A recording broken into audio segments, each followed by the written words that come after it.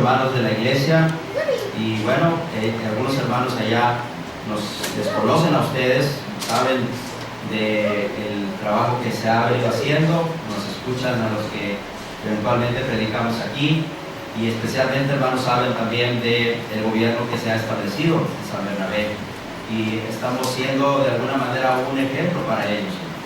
Hermanos, valoran lo que ustedes hacen, así que gracias a Dios por ello. Y también, hermanos, bueno, pues a los hermanos de la Alianza también, ¿verdad? Nos mandan saludar, hemos estado yendo ahí con los hermanos, y hay algunos planes que los hermanos tienen, no sé si sepan, pero los hermanos ya tienen un terreno, hermanos, ya se compró un terreno que se está pagando, y la idea, hermanos, es que en los próximos meses pues se le empiece a la construcción, hermano, despacio, a lo que se pueda. Creo que el primer plan va a ser cercarlo, hermanos, hacer la barda alrededor, y los hermanos están ahí haciendo planes para ello, y algunos otros hermanos que también, Dios mediante, se van a empezar a llevar a cabo.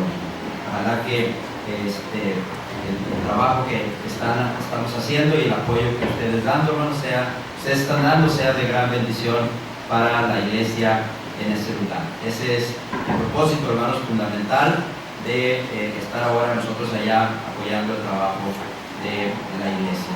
Así que gracias a Dios por ello, hermanos, y oren mucho para que todo se pueda llevar a cabo de la mejor manera, todo para la honra y la gloria de nuestro Dios. Especialmente también en lo personal, mi esposa y yo nos pedimos mucho de la oración por las nuevas responsabilidades que tenemos en la escuela de predicación, hermanos. Es algo que Dios nos ha puesto ahí, y hermanos, pues estamos tratando de servir ahí en la medida de nuestras posibilidades.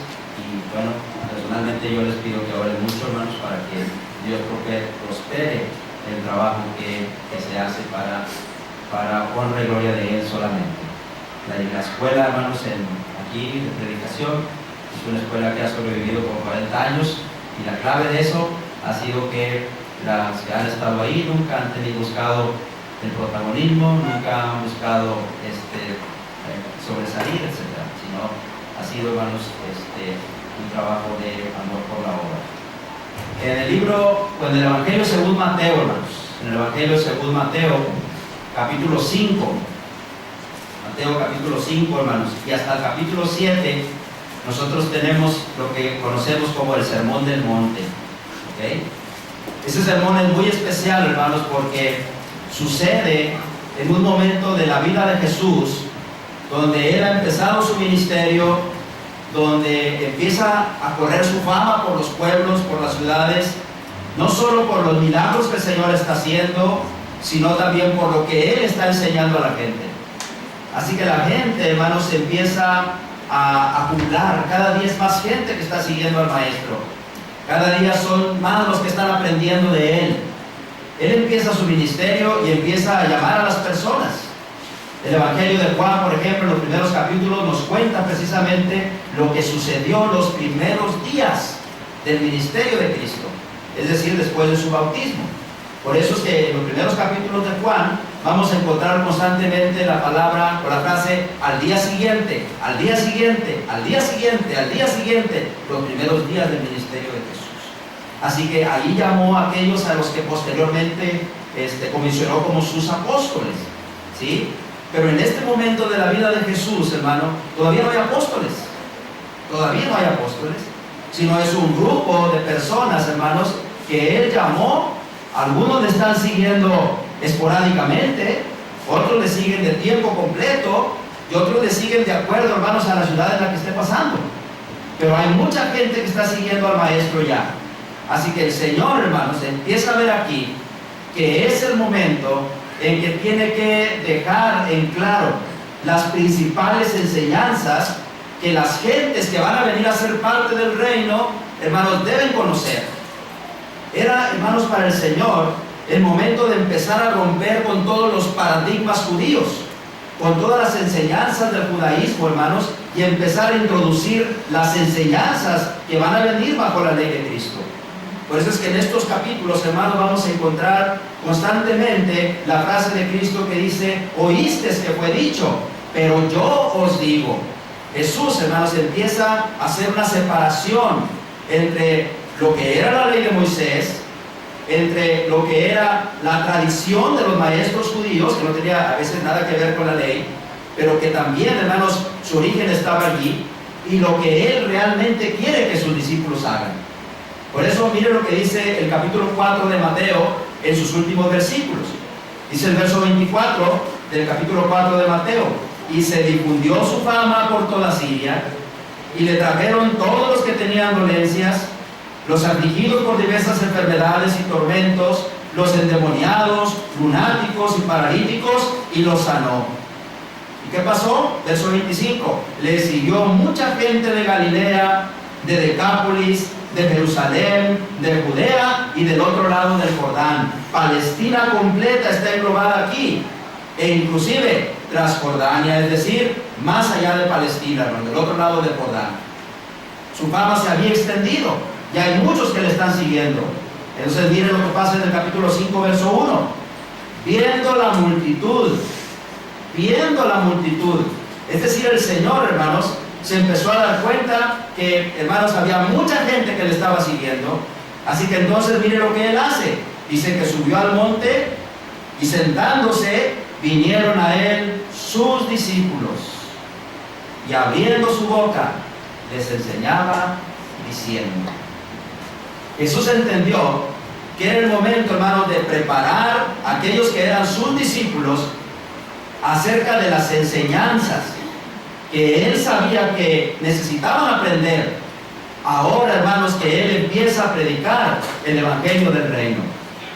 Así que lo que Jesús va a hacer aquí es hablar de las cualidades espirituales. Al menos lo va a hacer en los primeros 10 versículos, acerca de las cualidades espirituales que deben de tener todos aquellos que quieran ser ciudadanos del reino de los cielos. Por eso en esta ocasión hablaremos de los ciudadanos del reino de los cielos. Nos enfocaremos especialmente en las características que Jesús menciona aquí que deben tener esos ciudadanos. Así como hoy en día, hermanos, muchas personas anhelan tener la ciudadanía estadounidense, ¿verdad? Y tienen que cumplir ciertos requisitos, hermanos, como por ejemplo hablar un poco de inglés al menos, tener que presentar un examen, tener determinados años viviendo allá, etcétera, no tener antecedentes penales, etcétera. Así también el Señor sabe que no cualquier persona puede ser ciudadano del reino de los cielos, sino que hay características especiales que deben de tener estos. La pregunta es, ¿cuáles son? Bueno, Jesús, hermanos, va a mencionar aquí algunas de ellas. Miren lo que dice primeramente el verso 3, y ahí encontramos la primera característica que deben de tener los ciudadanos del reino de los cielos. Bienaventurados los pobres en espíritu, porque de ellos es el reino de los cielos. Primer característica, hermanos, que un ciudadano del reino de los cielos debe tener es, hermanos, el ser pobre en espíritu. La pregunta que surge aquí es, ¿qué significa ser pobre en espíritu? Note que el maestro no dijo que se trataba aquí de ser pobre económicamente. No, no se trata de eso. Tampoco dijo que se trataba de ser pobre de espíritu, es decir, tener un espíritu apachurrado, es sentirse menos, es sentirse que no vale nada. No. Está hablando aquí y dice pobres en espíritu, hermano. Y esta frase lo que significa, hermanos, es humildad. Es decir, que la primera característica que se requiere para ser ciudadano del reino de los cielos es que las personas, hermanos, nos revistamos, no sé si está bien pronunciado, de humildad. Es decir, que tengamos como característica la humildad. Eso es lo que significa ser pobres en espíritu, hermano. Hay personas que pueden ser muy pobres económicamente, hermanos, pero pueden ser de un espíritu muy altanero, pueden ser arrogantes, ¿sí? Pueden ser orgullosos. Así que no está relacionado con eso. También hay personas que pueden tener mucho poder económico, pero al mismo tiempo ser personas muy humildes. La idea aquí del Señor, hermanos, es que aquellos que estaban siguiéndole tenían que aprender esto. ¿Por qué era importante este asunto de la humildad, hermano? ¿Sabe por qué? Porque Jesús está hablándole a judíos. Judíos, hermanos, que en su mayoría eran arrogantes. Judíos que se sentían orgullosos por el simple hecho de descender de Abraham. ¿Se acuerdan cuando Jesús en Juan capítulo 8, verso 32 en adelante, le dice a un grupo de judíos: conoceréis la verdad y la verdad os hará libres? Inmediatamente respondieron estos judíos diciéndole: ¿cómo dices tú que seremos? Nosotros hijos de Abraham somos. ¿Cómo dices tú que vamos a ser libres? ¿Sí? Si nosotros no somos esclavos de nadie. ¿Se fijan la arrogancia de ellos? Ellos, hermanos, creían que por ser hijos de Abraham, entonces eran, hermanos, personas realmente importantes, personas que no necesitaban de Dios. ¿Se acuerdan cuando aquel fariseo estaba orando? ¿Por qué daba gracias? Hermanos, todas esas cosas por las que daba gracias era simplemente muestra del orgullo y la arrogancia espiritual que este hombre tenía. En realidad él no sentía que tuviera necesidad de Dios. Como aquellos que platicaron que con Jesús, nosotros no necesitamos de Dios porque Dios está con nosotros, porque somos descendientes de Abraham. Hermanos, el Señor quiere que los ciudadanos del reino de los cielos sean humildes, porque sin humildad no podemos. Por ejemplo, hermano, una persona que no es humilde no sentirá realmente la necesidad de sujetarse a Dios. Sentirá que Él todo lo puede, que Él todo lo sabe, que no necesita nada de eso. Pero el que es humilde, hermano, reconoce que realmente no somos absolutamente nada delante de Dios. Reconoce que lo importante es Dios, no Él. Por eso, si alguien quiere venir a ser ciudadano del reino de los cielos, tiene que ser humilde para reconocer que necesita de Dios. Que por más que esa persona pueda tener cosas buenas, cosas favorables, ser una buena persona inclusive, sin embargo, hay pecado en su vida que le hace necesitar absolutamente del perdón divino. Por eso es que el reino de los cielos demanda eso, hermano. Demanda humildad. Pero también, hermanos, demanda humildad porque los ciudadanos del reino de los cielos jamás, hermanos, pueden llegar al punto de sentirse superiores. El reino de los cielos, hermano, sus ciudadanos son humildes, porque el Señor Jesús, hermano, mandó que no podemos nosotros sentirnos superiores a los demás en ningún sentido. ¿Se acuerdan lo que Pablo escribe a los Filipenses en el capítulo 2, verso 3? Pablo, hermanos, escribiendo ahí, dice: nada hagáis por contienda o por vanagloria, antes bien con humildad, considerando cada uno a los demás como superiores a nosotros mismos. Si usted es de las personas que siente que es superior que los demás, usted no cumple las características de las personas que son ciudadanos del reino de los cielos. Porque el reino de los cielos es de los que son pobres en espíritu, de los que reconocen que no son superiores que los demás, sino que siempre habrá personas que serán superiores que nosotros. Y eso es fundamental para poder llevar una vida correcta en el reino de los cielos. Pero también se requiere humildad, hermanos, para servir. El mayor ejemplo que tenemos de servicio es el Señor Jesús. Juan capítulo 13, Jesús lava los pies de sus discípulos y les dice que ellos le llamaban a Él Maestro y Señor, y dice: ustedes dicen bien porque yo lo soy. Pero si yo, vuestro Maestro y Señor, he lavado vuestros pies, así también deben ustedes lavarse los pies unos a los otros, porque ejemplo os he dado para que así como yo os he hecho, ustedes también se hagan los unos a los otros. Jesús dio ejemplo de servir, hermano. Usted quiere ser ciudadano del reino de los cielos, tiene que seguir el ejemplo de servicio. Y el ejemplo de servicio de Cristo, hermanos, en Juan capítulo 13, es el ejemplo de servir como un esclavo. Si usted está en el reino de los cielos, usted tiene que estar dispuesto, y yo tengo que estar dispuesto a servir como un esclavo, porque ese trabajo de lavar los pies era el trabajo exclusivo de los esclavos. Y así sirvió el Maestro. Así que tenemos que estar dispuestos a servir así. Un esclavo no tenía voluntad propia. Si el amo llegaba a medianoche y venía con hambre, iba y levantaba a su siervo para que le sirviera. Y el siervo no podía decir: ay, patrón, me acabo de acostar ahorita, o estoy muy cansado, mira, mis pies están inflamados. No podía decir: trabajé todo el día. Él solamente lo que tenía que hacer era levantarse y servir a su Señor. Es lo mismo que tenemos que hacer hoy. Ahora, en Mateo capítulo 20, verso 28, Jesús dijo: como el Hijo del Hombre no vino para ser servido, sino para servir y dar su vida en rescate por muchos. Jesús estaba enseñando ahí que la forma como Él vino a servir fue dando su vida por los demás. ¿Hasta dónde usted puede servir? ¿Hasta dónde yo debo de servir? Hasta el punto de dar la vida por los demás. Así que, hermanos, bueno, se necesita humildad primero para reconocer que necesitamos de Dios. Segundo, se necesita humildad para no tomar posiciones altaneras dentro del reino de los cielos. Y se necesita humildad para no dejar de servir. A algunos nos gusta, hermanos, que nos sirvan. Yo creo que a todo el mundo nos gusta que nos sirvan. A mí sí, ¿verdad? Y hermanos, pero no todo el mundo está dispuesto realmente a servir. Así que esa es la primera característica de los ciudadanos del reino de los cielos.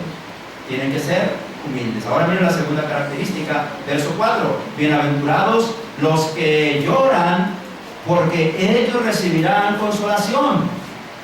Otra característica, hermanos, de los ciudadanos del reino de los cielos, hermanos, es que sean capaces, hermanos, de experimentar, ¿sí?, dolor, llanto, necesidad por el perdón divino. ¿Sí? Eso es lo que Cristo quiere decir aquí. Jesús no está diciendo aquí que son bienaventurados las personas que lloran por el simple hecho de llorar. No puede ser bienaventurado una persona que llora, hermano, porque no aguanta el dolor de cabeza por la jaqueca que tiene por haberse embriagado una noche anterior. ¿Sí? No puede ser esa persona bienaventurada. Hay personas que creen que por el simple hecho de sufrir o de llorar ya están siendo bienaventurados. Bueno, si usted piensa eso, tiene que pensar primero que Él está dando origen a su sufrimiento. Si es que hizo algo que a Dios no le agrada, ese sufrimiento en realidad no es aprobado delante de Dios. Y es de lo que está hablando aquí el maestro. El maestro está hablando aquí de aquellos que lloran, hermanos, de arrepentimiento. De aquellos que son capaces de ser constreñidos en su corazón, porque la vida que llevan no es la que el maestro quiere. ¿Se acuerdan de Hechos 2:37 lo que pasó? En Hechos 2:37, hermanos, Pedro acababa de predicarles a los judíos, y estos judíos, hermanos, estaban entristecidos porque habían escuchado a Pedro decir que al Jesús que ellos habían matado, Dios lo había hecho Señor y Cristo. Dios lo había hecho el Mesías que ellos esperaban, y ellos lo habían matado. Así que al oír esto, dice Hechos 2:37, se compungieron de corazón, se entristecieron de corazón. La pregunta es, ¿por qué se entristecieron, hermano? Porque estaban escuchando cómo habían ofendido a Dios. Un ciudadano del reino de los cielos, hermano, tiene que entristecerse cuando ofende a Dios. Tiene que sentir dolor en su corazón cuando ofende a Dios. Porque si no lo hacemos, hermano, nuestro corazón se va a endurecer, se va a hacer como una roca, como una piedra. Nuestra conciencia se va a cauterizar y ya no vamos a experimentar ningún tipo de dolor al pecar. Los ciudadanos del reino de los cielos tienen que estar dispuestos a llorar cuando son confrontados con la palabra y se dan cuenta que han cometido pecado. Si tú, por ejemplo, estás dejando de reunirte y eso no constriñe tu corazón, ten cuidado, porque significa que te estás endureciendo en tu corazón. Si ya tu conciencia no te reclama, es porque estás endurecido en tu corazón y no eres, hermano, no tienes las características de un ciudadano del reino de los cielos. Mira lo que dice la Escritura en 2 Corintios capítulo 7, verso 10. 2 Corintios capítulo 7, verso 10. Fíjate lo que dice allí, hermano. La tristeza, que es según Dios, produce arrepentimiento a la salvación. Pero la tristeza que es del mundo, hermanos, produce muerte. 2 Corintios capítulo 7, 10. Porque la tristeza que es según Dios produce arrepentimiento para salvación. ¿Sí? Cuando tú y yo somos constreñidos, como fueron constreñidos aquellos hermanos judíos de Hechos 2:37, entonces significa que estás siendo constreñido por la palabra de Dios. y entonces estás camino al arrepentimiento. Pero te quiero advertir algo: sentirse triste no significa estar arrepentido. No significa estar arrepentido. Muchas personas se sienten tristes y dicen, ya me arrepentí, y ahora están haciendo lo mismo. No. La tristeza que es según Dios es la tristeza que es producida, hermanos, por la palabra de Dios. Cuando escuchas el mensaje de Dios y te mueve tu corazón y te entristeces por eso, porque estás haciendo algo que a Dios no le agrada y Dios te está diciendo lo que es correcto, esa es la tristeza que proviene de Dios. Pero luego, hermanos, dice el escritor sagrado aquí, la tristeza que es según Dios, ¿qué hace? Produce el arrepentimiento. Pero el arrepentimiento no es simplemente la tristeza que según Dios es la que te va a llevar al arrepentimiento. El arrepentimiento es dejar de hacer lo malo y empezar a hacer lo bueno. Es un cambio de pensamiento que se va a reflejar en un cambio de actitudes, y en un cambio de acciones, y en un cambio de la vida completa. Ese es el arrepentimiento. Luego termina el versículo diciendo, pero la tristeza del mundo produce muerte. Judas, cuando vio que había entregado a Jesús, cuando vio que lo llevaban para ser juzgado, corrió a los sacerdotes y agarró las monedas que tenía y se las aventó. ¿Sí? Enseñar, hermanos, de que estaba arrepentido de lo que había hecho. Pero ¿qué hizo después? Fue, hermanos, y se ahorcó. Esa es la tristeza que proviene del mundo. Judas, hermanos, sabía que había traicionado al maestro, y sabía que si se descubría que él había traicionado al maestro y que el maestro eventualmente lo dejaran libre, él iba a tener que pagar. Él iba a tener que pagar. Así que eso es lo que le ocasionó a él el deseo de cambiar lo que había decidido hacer. Así que ¿qué terminó? Muerto, hermanos, ahorcado. Pero la tristeza que es según Dios es la que experimentó el apóstol Pedro. ¿Qué diferencia hay, hermanos, entre Judas y Pedro? Los dos traicionaron al maestro. Judas lo entregó y Pedro lo negó 3 veces. Pero cuando Pedro negó al Señor, la última vez que lo hace, el Evangelio de Juan dice que el Señor buscó con su mirada a Pedro. Y Pedro, cuando escucha al gallo cantar y ve la mirada de su maestro, entonces dice que lloró arrepentido. Y qué hermoso es el momento, hermanos, cuando el Señor, después de que resucita, se confronta con Pedro y le dice, Pedro, ¿me amas? ¿Me amas, Pedro? ¿Me amas? Señor, tú lo sabes todo. ¿Sí? Y qué momento maravilloso, hermanos, cuando después de haber pasado por todo eso, 50 días después, está de pie diciéndole a todos, ese Jesús que ustedes crucificaron, Dios lo ha hecho Señor y Cristo, y hace uso de las llaves del reino de los cielos por primera vez. Tristeza que es según Dios, que produce arrepentimiento, de lo cual no hay que arrepentir. No te arrepientas, nunca te arrepientas de haberte arrepentido de haber hecho lo malo, porque si de haber dejado de hacer lo malo, porque si te arrepientes de haberte arrepentido, te regresarás nuevamente a hacer lo malo. Bienaventurados los que lloran. Un ciudadano del reino de los cielos tiene que estar dispuesto a llorar. Se le tiene que partir el corazón, hermano, cuando le falla a su maestro, cuando le dice que no a Cristo, cuando la vida que lleva es una vida equivocada. ¿Quieres ser ciudadano del reino de los cielos?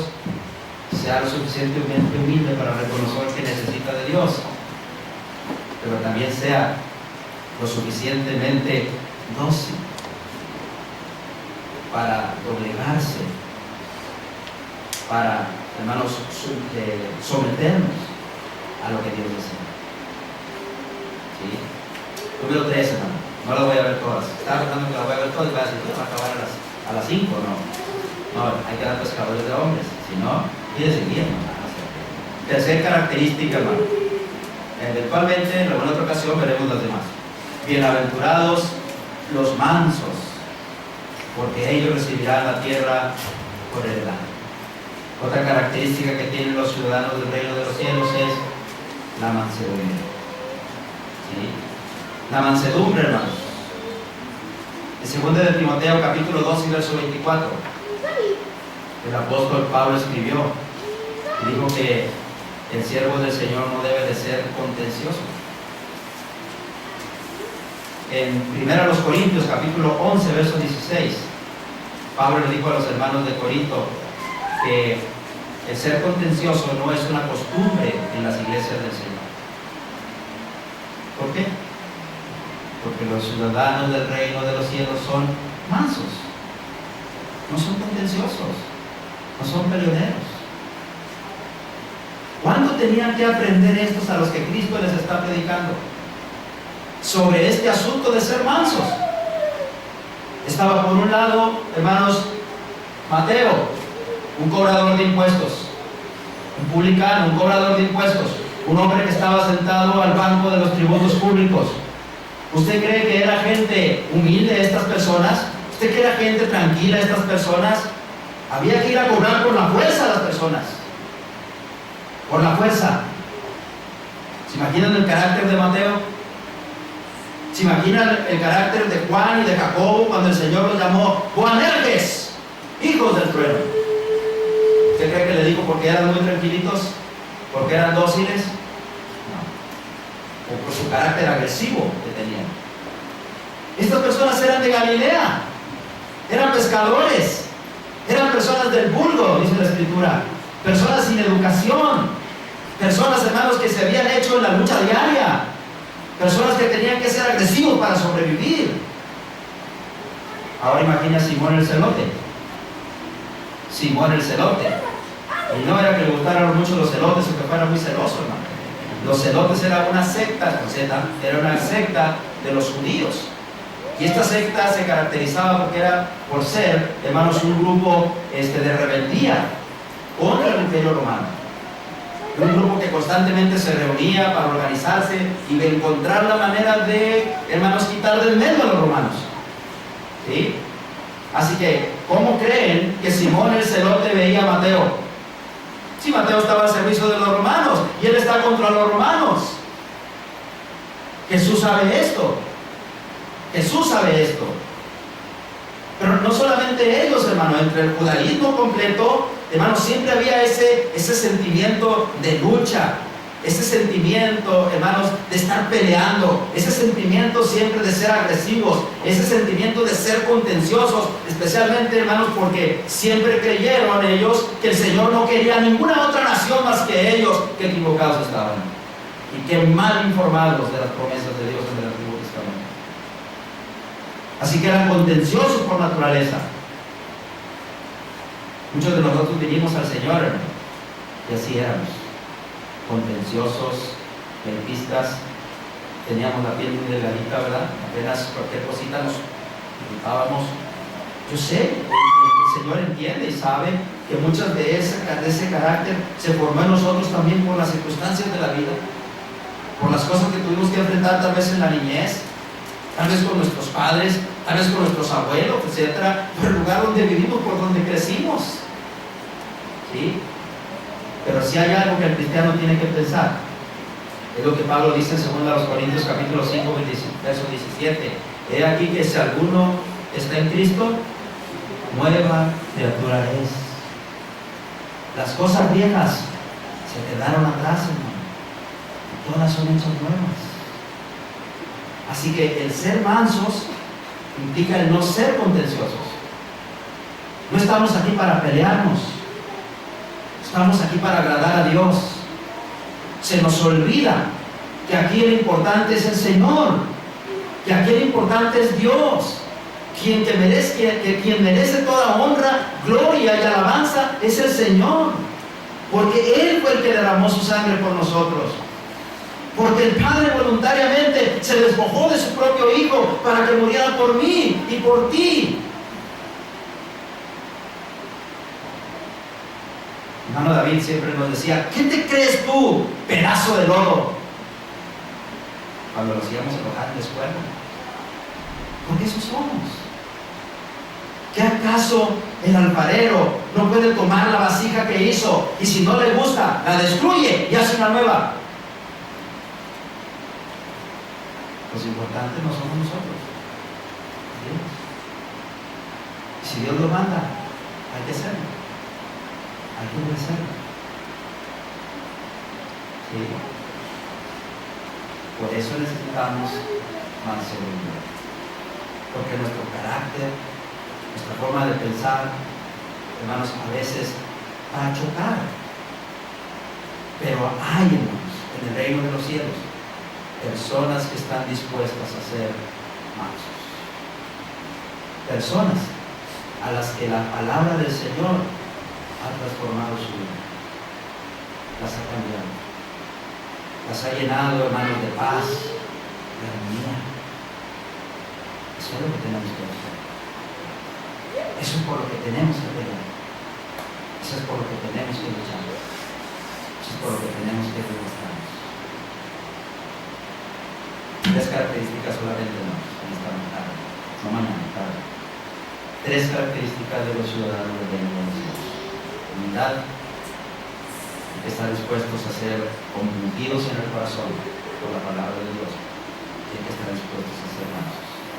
El siervo del Señor no es contencioso. Pablo dice en 1 Corintios 11:16, en la iglesia del Señor nosotros no tenemos esa costumbre. ¿Cuál es la costumbre que debe de haber en la iglesia del Señor? El amor. Seguir la paz y la santidad, dice el 14 de Hebreos capítulo 12, verso 14. Seguir la paz y la santidad, sin la cual nadie verá al Señor. Y lo ponemos de pie, cuando cantamos el himno de invitación. Venga el Señor. Si usted necesita que oremos por usted, oraremos por usted. Usted nos ha comportado como ciudadanos del reino de los cielos, y nos hemos comportado como ciudadanos del reino de los cielos, que la palabra del Señor nos confunda y nos haga comportarnos como lo que realmente somos, hermanos en Cristo y miembros de un mismo cuerpo. Dios les bendiga.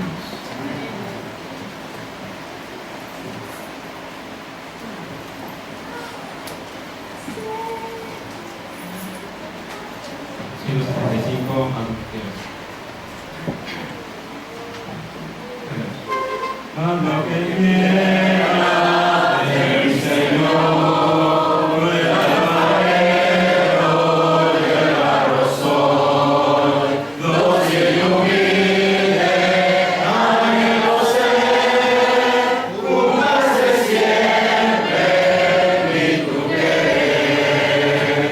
Haz lo que quieras de mi Señor, líbrame y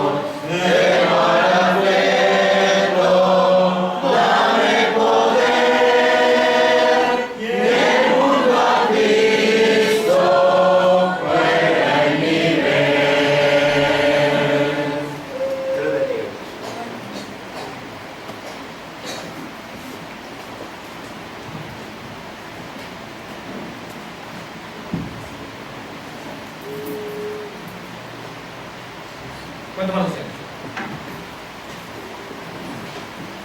Nosotros vamos a orar. Señor Dios y Padre, una vez más venimos en esta tarde en su presencia y en esta oración, rogándole y suplicándole que usted se haya agradado de nosotros, que nos ha expuesto hoy, que ha sido su palabra, llegue hasta lo más profundo de nuestro corazón, que dé fruto en nuestro diario vivir, que dé fruto de arrepentimiento, que dé frutos para la gloria de mi nombre de usted. Que la mansedumbre, Señor, que el llorar de nuestros ojos, la humildad, siempre esté enfrente de nuestra cara, para poder así recordar lo que somos, Señor. Tenernos esa humildad de no creernos más de lo que somos, de no creernos algo que no somos, de no ser las personas hijos de usted, como debemos de ser. Tomar orgullo donde tenemos que tomar orgullo, Padre. Nunca errando y desviándonos de su gracia. El sufrir de nuestro diario vivir, problemas, circunstancias en las cuales no tenemos control, las ponemos en sus manos. Que enjuague nuestros ojos, que limpie nuestras lágrimas. Al igual, Padre, dejarnos tomar por su palabra bendita. No dejando que la furia, dejando que el enojo, un corto momento rojo, nos haga pecar delante de usted. Perdona nuestras faltas, nos encomendamos en sus manos y que usted sea la gloria para siempre. Y todos lo rogamos en el mismo nombre de su Hijo amado Jesucristo. Amén. Amén.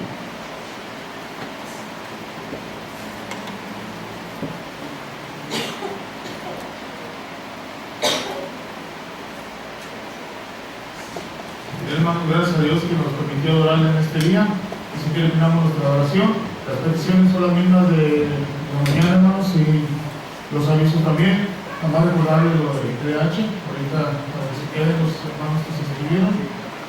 Y nada más, hermanos, agradecerles a todos los hermanos por los alimentos que trajeron. Estuvo todo muy rico, todo muy bien. Y nada más un pequeño aviso.